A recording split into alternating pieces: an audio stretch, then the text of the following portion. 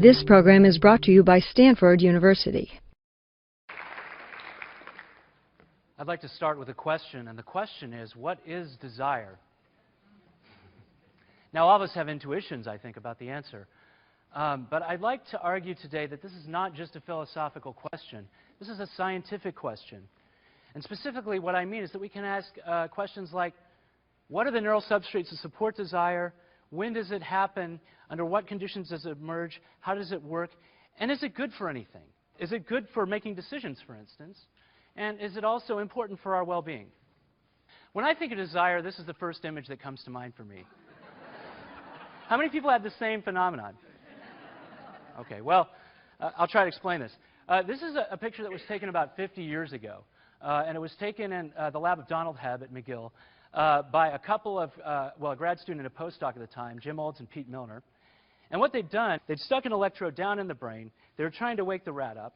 They weren't having very good success. But they did notice something interesting, which is that the rat kept returning to the corner of the cage in which it was stimulated the day before. So Olds got an interesting idea. He said, what if we let the rat stimulate its own brain? What will happen? So that's what he did. He rigged up a lever here, you can see. And you can see the electrode going into this rat's brain. And he just let the rat press the lever. So the rat did that for a while. And it kept doing it. It kept doing it. Kept on doing it. It kept doing it. So in subsequent experiments, they found that this was a very attractive activity for this rat. The rat would rather do this than sleep, eat, drink, or have sex. So they thought, they were very excited, and they thought, oh, we found the reward circuit. And you know, there's something to that. Well, what I'd like to argue today is they couldn't have conceived of the importance of this finding 50 years later when we're talking about sophisticated decisions involving finances, which we're all thinking about these days, and also mental health. And the reason we have something more to say about this 50 years later is because of advances in technology. And I think basically we have a method, functional magnetic resonance imaging, which was developed in 1993, which gives us better temporal resolution. We can see changes in brain activity in living, breathing humans on the order of seconds. Better spatial resolution. We can see activity in voxels, or little pieces of the brain the size of 1 millimeter or 2 millimeters cubic. And most importantly, deep resolution. So we can go below the cortex, where other methods like EEG that have better spatial temporal resolution can't, and see what's going on in these deep circuits of the brain. And this is very exciting for many people, and many of the advances have occurred over the last 10 years, and I'm just going to talk about a few of them today. This just shows a structural MRI. This has been around for a while, but when we scroll back through the brain from back to front, we're going to see a map, a yellow map, superimposed, that illustrates how you can send things into the brain and correlate activation in those areas with whatever happened. So when we wanted to probe these areas in humans not so long ago, we were trying to come up with something that was very motivating to humans. And we tried many different stimuli. We tried pictures of attractive people. We thought about using juice, the kinds of stimuli that you would use in animal experiments. And we finally came up with money, because most people would work for money. It was reversible, so you could give people money and take it away, and you could actually scale the amount of money. So it makes a very handy experimental tool. So the kind of experiment that we did, let's imagine you're in my magnet. You're sitting there, you're looking through a little periscope at the screen, and you can respond with a button press. You would see something like this, a cue, a very simple shape, and then you would wait 2 seconds or so, and then you would see a target presented very rapidly. And your only job during this task is to press the button when that target comes on and before it leaves the screen. Now, depending on the cue that you saw, you might make money or avoid losing money. So this is the structure of the trials of this task. And as you can see, the trials are set up so that we can separate here the anticipatory interval when you're waiting to find out whether you can respond and make money or respond and avoid losing money from the outcome. And the temporal resolution of fMRI allowed us to look separately at what was going on in the brain during this period and during this period. And what we saw, just to cut to the data, is that when people anticipated making money, we saw increased activation in a region not far from the region that Olds and Milner stimulated in 1954. The nucleus accumbens. This is a subcortical region. It's conserved across the mammalian line and probably even further back. You can see that it's subcortical here. So this is a brain with a cutaway here, here, and here, with a chunk taken out. You can see deep into this nucleus accumbens area. You can also see that less is happening in the cortex. And the important point is that when people anticipated loss, we didn't see the same scaled activation in this region. We saw activation in other regions, and some of them I'll mention. If you take the activation out of this area, plot it over time, corresponding to different phases of the trial, what you see is that during this anticipatory phase, this first blue line, there's less activation when you anticipate making $0, 20 cents, $1, and $5 is at the top. And this is occurring before you respond with the button press. And certainly, the activation is almost diminishing by the time you actually make the money. Now, this is also a plot indicating that it's not just, this isn't just the money spot, okay?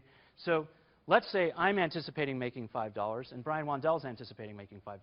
And maybe Brian thinks making $5 isn't that exciting, because he's already rich. But I'm very excited. I can buy a latte or something like that. So I would be one of these people over here. Each one of these dots represents a person who saw the $5 cue and has lots of activation in my nucleus accumbens. And Brian might be over here, not so excited about making the $5.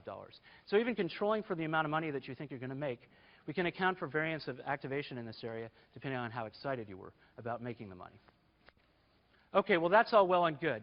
And you may or may not be interested in emotion, as I am. But you might say, what is the signal good for? You see something during anticipation. What can you do with that? Well, we've looked at this in two areas. One is a sort of a short-term type of prediction, and that is looking at investing and purchasing products. The second area that we've looked at this is in the context of mental health, which one could reframe as chronic biases in some of these components that go into decision-making. So I'll talk about the decision-making first. So in our investing experiment that I did with Camelia Kunin at Northwestern, she's now an assistant prof there, people saw three options, 2 stocks and a bond. Then they saw this word choose, and they could choose one of those options. Then they waited and saw how much they made. Now, in this case, the subject had just chosen stock T and had made $10. And then people see what would have happened if they would have chosen the other option. Now, today, all I'm going to focus on is what is happening in this anticipatory period in your brain, and can it help us to predict what you're about to choose? We should be able to use nucleus accumbens activation to predict the people who are more likely to take risks, because they see the upside of that risky proposition more. And that activation in another area of the brain, the anterior insula, would help us to predict the opposite choice of the bond, running away from risk. And that's essentially what we saw. If people had more nucleus accumbens activation prior to choice, they were more likely to choose that stock. And activation in this other region predicted that they were more likely to choose the bond. Now, many of us are non-investors, or at least would like to avoid investing, myself included, but most of us shop. This is the most ubiquitous economic decision out there. And so can we use activation in these regions to actually help predict what people will buy? In this experiment, if you're in my magnet, you might see this first, a product, and then see an associated price, and then be given the opportunity to either buy that product at that price or not. We did this for 80 products, and we gave people money before they went in the magnet, so we gave them $40. And we said 2 of these trials will count for real. So if you buy the product, you'll pay us, and we'll ship the product to you. Otherwise, you keep the money. We wanted, again, to see what was happening in these regions when people were considering the products and these prices. And here's what we saw. Here's our old friend, the nucleus accumbens. When you correlate people's preference, when they see products with activation in this area, you see a nice correlation. And in this other area, we're seeing something different. This region seems to respond to prices that seem exorbitant and seems to predict that you're not going to buy something. These plots are extracted from these 2 regions and represent trials in which you're about to buy a product or you're about to not buy a product. And what you see is a bump up in activation in this nucleus accumbens area right when people see the product, long before they're going to make a choice, which continues. What you see in the insula, conversely, is when people see a price that they think is excessive, you see an increase in activation, and that predicts they're not going to buy the product. Okay, but that's all nice, and you know, maybe if you're interested in economic decision-making, it's exciting. It's definitely exciting to me. It suggests this activation is consequential. However, we're also concerned about well-being and health, and I'm going to present you one of the more dramatic examples we've seen of differences in brain activation in these areas and how those differences can be remedied. The examples from schizophrenia. Why schizophrenia? Well, many schizophrenics report a deficit in desire, if you will. This is called negative symptoms in psychiatry. It includes anhedonia and a lack of motivation. And some medications that schizophrenics take can make this worse. So the typical, so-called typical neuroleptics can exacerbate these symptoms. Other medications in psychiatry, known as atypical neuroleptics, tend not to make these symptoms worse. So in collaboration with colleagues in Germany, in Berlin, Andreas Heinz and his group, we've actually looked at just expectancy in the brains of schizophrenics and healthy controls. And what we see is with Germans is the same thing that we saw with Americans. That is to say, when they think they're going to make money, their nucleus accumbens activates. So that's all well and good. But what about schizophrenics? When we look at their brain in the same task, we're getting the same behavior, they're making the same amount of money, we see very little activation in this area. There's a blunting of this activation, and this blunting is correlated with the schizophrenic's self-reported lack of desire or negative symptoms. So what we can do then is, for those schizophrenics that are on typical neuroleptics, we can actually switch them to the atypical neuroleptics and run them in the same experiment again and look at what's happening. And what happens is their negative symptoms are alleviated, and we start to resurrect the signal in this part of the brain. So this suggests that these tests aren't just for economic fun and games, that they can actually be useful as probes of symptom profiles in mental health issues. We think that anticipation is a powerful evoker of desire, and we think that brain activation can reflect that. And we think that brain activation, we can use it actually to predict financial choice, but beyond that, we can actually use it to index some symptom profiles in mental disorders. And the implications are that we'd like to build a componential and dynamic theory of decision-making that can account for the wide disparity of decisions that people make, both when they're being rational or reflective and when they're not. And we'd also like a better remapping of disease onto symptom profiles so that we can address those symptoms better. Thanks.